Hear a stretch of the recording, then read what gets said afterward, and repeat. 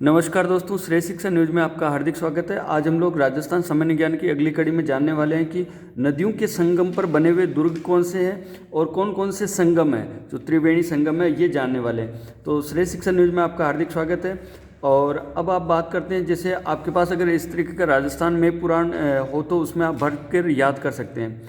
सबसे पहला है चित्तौड़गढ़ दुर्ग।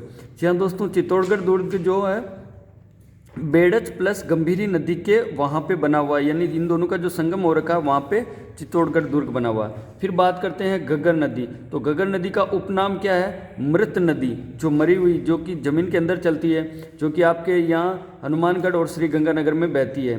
ठीक है, और ये शिमला से आती है, हिमाचल प्रदेश से, तो ये अपने यहाँ बहती है। उसका उपनाम मृत नदी, नाली नदी और लेटी हुई नदी कहा जाता है। इसके अलावा अपन बात करते हैं कि आप आगे बढ़ते हैं तो बाणगंगा नदी। तो बाणगंगा नदी को आप अर्जुन की गंगा कह सकते हैं और रूडित नदी भी कहते हैं। फिर है बनास नदी। बनास को वन की आस, इस तरीके से याद रखना है, वन की आस नदी बनास, तो वन की आस बनास नदी को कहते हैं। माही नदी, वांगड़ या कांठल की गंगा, इसको माही नदी को कहा जाता है। फिर बात करते हैं लूणी नदी। लूणी नदी का उद्गम स्थान आपके अजमेर है, तो अजमेर में नागपहाड़ से है, तो इसको लवणवती नदी कहते हैं। और फिर चंबल नदी। तो चंबल नदी को कामधेनु कहते हैं। कामधेनु क्या थी कि देवताओं की एक गाय थी जो एनी टाइम दूध देती थी, तो उसी तरीके से ये चंबल नदी एनी टाइम इसमें पानी रहता है, यानी 12मासी नदी है। चम्रवती नदी को इसका प्राचीन नाम भी है। फिर बात करते हैं, आगे बढ़ते दोस्तों, तो यहाँ पे कोटा की बात करें तो कोटा दुर्ग।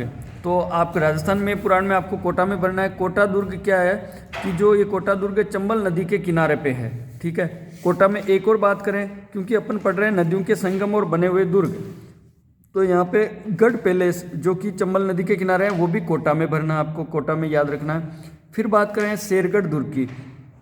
शेरगढ़ दुर्ग परवन नदी के किनारे है, ये झालावाड़ में अपन ने भरा है, आपको भी झालावाड़ में भरना है। उसके बाद गागरोन का किला, जो ये इन्होंने इस तरीके से, ये 12 जिला है, 12 में याद करना है। शेरगढ़ दुर्ग 12 में है और परवन नदी के किनारे हैं। झालावाड़ तो ये गागरोन का किला है।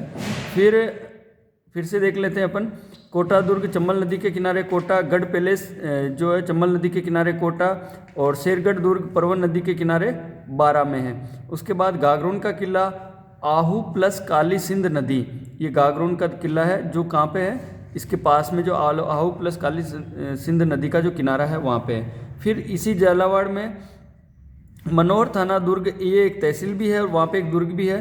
तो परवन प्लस काली खांड नदी के संगम पर ये आपके झालावाड़ में मनोहर थाना दुर्ग है। फिर बात करते हैं चित्तौड़ में। चित्तौड़ में भैंस रोडगढ़ जो दुर्ग है चित्तौड़गढ़ में है, और ये बामनी प्लस चंबल नदी के किनारे हैं। ठीक है, इनके संगम पे है। फिर बात करते हैं जालोर दुर्ग की, जिसको सुवर्ण नगरी भी बोलते हैं जालोर को, और सुवर्ण गिरी भी इस दुर्ग को बोलते हैं। तो ये सूखड़ी नदी के किनारे पर आपके ये संगम है, ये जो दुर्ग है वो बसा हुआ है।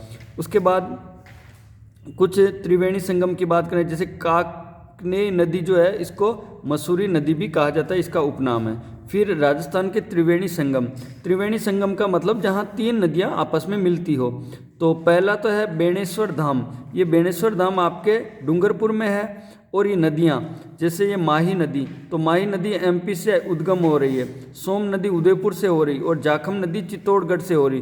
तो ये बेणेश्वर धाम आपके डूंगरपुर में जो यहाँ पे बन रहा है इस तरीके से, तो ये बेणेश्वर धाम आपको याद रखना है डूंगरपुर में। दूसरा है बिगोद व मांडलगढ़ के बीच में एक धाम है, जो बनास, बेड़च और मेनाल नदी का संयुक्त स्थान है। जो 3 स्थान होते हैं उनको त्रिवेणी कहा जाता है, त्रिवेणी संगम। फिर हालांकि हिंदी में देखा जाए तो वेणी यानी नदी होता है, और 3 यानी 3 संख्या होती है, त्रिवेणी ऐसा होता है।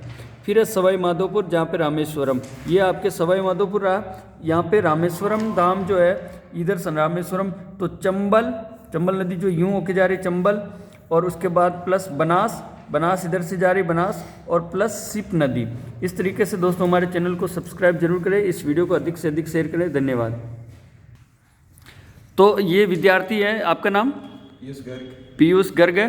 तो ये राजस्थान जीके की तैयारी कर रहे हैं, ये आपको बताएंगे। जैसे कि जो आपके हनुमानगढ़ और श्री गंगानगर में जो नदी बहती है उसका नाम गग्गर नदी। इन्होंने बताया कि गग्गर नदी और गंगर नदी का उपनाम जैसे मृत नदी, नाली नदी, लेटी हुई नदी बता रहे हैं। तो ये से उसके अलावा जो आप बात करते हैं जैसे कोटा दुर्ग, तो कोटा दुर्ग कौन सी नदी के किनारे पे है? जाखम नदी नहीं, चंबल नदी के किनारे, चंबल नदी के किनारे कोटा दुर्ग है। उसी प्रकार आपसे पूछा जा रहा है कि जैसे बेणेश्वर धाम है, तो ये बेणेश्वर धाम कहाँ पे है? जिला डूंगरपुर जिले में है और 3 नदियों का संगम भी है बेणेश्वर में, माही, जाखम। सोम, माही और जाखम नदी में है ना। उसके बाद एक धाम आता है रामेश्वरम, तो रामेश्वरम धाम कहाँ पे है? सवाई माधोपुर में रामेश्वर धाम है। और नदियाँ है सर अपने ये चंबल, बनास, सीप नदी है ना, चंबल, बनास और सीप नदी। कौन सी नदी को राजस्थान की कामधेनु कहा जाता है, या कामधेनु किस नदी का उपनाम? चंबल नदी को कहा जाता है। क्यों कहा जाता है? क्योंकि देवताओं की एक गाय थी कामधेनु, ठीक है, गाय थी इसीलिए चंबल नदी का। हाँ, क्योंकि वो दूध देती थी उस समय लगातार, तो उसी हिसाब से इस नदी में लगातार पानी बहता है। उसके बाद कांठल की गंगा किस नदी को कहा जाता है? कांठल की गंगा सर अपने ये माही नदी को कहा, माही नदी। और वांगड़ की गंगा भी उसी को कहा जाता है। फिर काकनेय नदी को कौन सी नदी कहते हैं? मसूरदी नदी। कौन सी नदी कहते हैं? मसूरदी नदी। मसूरदी नदी। और वन की आस किस नदी को कहते हैं? वन की आस बनास नदी को, बनास नदी को वन की आस कहते हैं। तो दोस्तों इस प्रकार आपको अभ्यास करना होता है, तो इनका अभ्यास है। इसके अलावा इनसे और भी पूछी जा सकती है, जो नदियाँ धीरे धीरे पढ़ाई जाती है आंगन में, और उसमें इनसे अपन पूछ रहे हैं कि लूणी नदी का उद्गम कहाँ से होता है?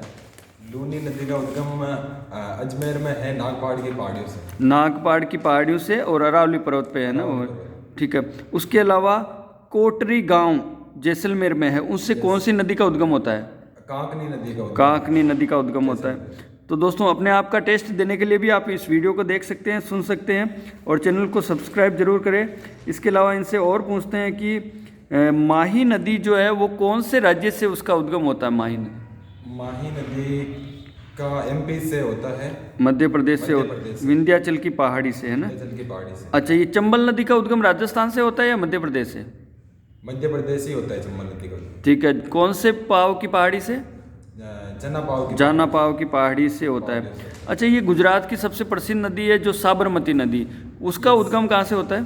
साबरमती का उद्गम सर ये अपने उदयपुर से होता है, उदयपुर में होता है, पदराड़ा की पहाड़ियाँ, पदराड़ा की पहाड़ियों से दोस्तों होता है। और इसके अलावा जो मेढा नदी का उद्गम कहाँ से होता है?